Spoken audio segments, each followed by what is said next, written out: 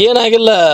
ಕಶ್ಯಪ್ನವ್ರು ಹೇಳ್ತಾರೆ ಏನಂತೇಳಿ ನಾವು ತಂದು ಬಿಟ್ಟಂಥ ಸ್ವಾಮಿಗಳು ಈಗಾಗಲೇ ಏನು ಯತ್ನಾಳ BJP ಪರವಾಗಿ ಮಾಡ್ತಾ ಇದ್ದಾರೆ, ಇವರು ಯಾಕೆ ಹೋರಾಟ ಮಾಡ್ತಾ ಇದ್ದಾರೆ ಅಂತ. ಅದು ವ್ಯಕ್ತಿಗತವಾಗಿ ಸಮಾಜದ ಗುರುಗಳು ಮಾಡೋದು, ಅದು ನಾನು ಹೇಳ್ತಾ ಇದ್ದೀನಿ, ಮಾಡಬಾರ್ದು. ವ್ಯಕ್ತಿಗತ ನಾವು ನಮಗೆ ಸ್ವಾಮಿಗಳು ಹೋರಾಟ ಮಾಡೋದು ಸಮಾಜ ಸಲುವಾಗಿ.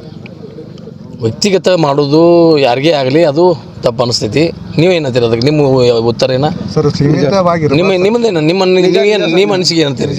ವ್ಯಕ್ತಿ ಮಾಡೋದಲ್ಲ, ಸಮಾಜ ಸಲುವಾಗಿ ಮಾಡಲಿ. ಸ್ವಾಮಿಗಳು ಎಲ್ಲರಿಗೆ ಒಬ್ಬ ವ್ಯಕ್ತಿ, ಅದು ಪಾರ್ಟಿ ವಿಷಯ. ಯತ್ನಾಳ್ ಅವ್ರನ್ನು ತೆಗೆದು ಅವ್ರ ಪಕ್ಷದ ಆಂತರಿಕ ವ್ಯವಸ್ಥೆ ಅಲ್ಲಿ ನಾವು ಮಠಾಧೀಶರು ಹೋಗಕ್ಕೆ ಬರ್ತೈತಿ?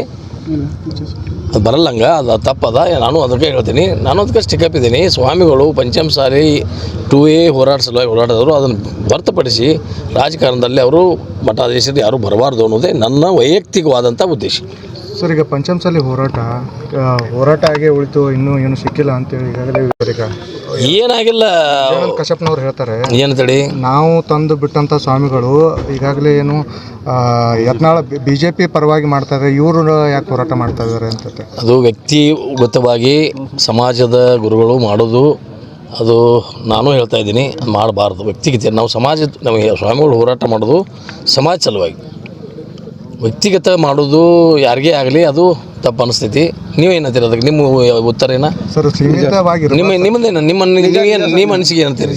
ವ್ಯಕ್ತಿ ಮಾಡೋದಲ್ಲ, ಸಮಾಜ ಸಲುವಾಗಿ ಮಾಡಲಿ. ಸ್ವಾಮಿಗಳು ಎಲ್ಲರಿಗೆ ಒಬ್ಬ ವ್ಯಕ್ತಿ, ಅದು ಪಾರ್ಟಿ ವಿಷಯ. ಯತ್ನಾಳ್ ಅವ್ರನ್ನು ತೆಗೆದು ಅವ್ರ ಪಕ್ಷದ ಆಂತರಿಕ ವ್ಯವಸ್ಥೆ ಅಲ್ಲಿ ನಾವು ಮಠಾಧೀಶರು ಹೋಗಕ್ಕೆ ಬರ್ತೈತಿ?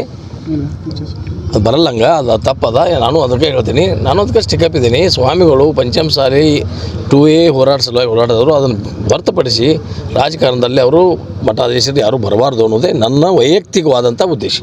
ಸರ್, ಈಗ ಪಂಚಮಸಾಲಿ ಹೋರಾಟ ಆಗೇ ಉಳಿತು, ಇನ್ನೂ ಏನು ಸಿಕ್ಕಿಲ್ಲ ಅಂತೇಳಿ ಈಗಾಗಲೇ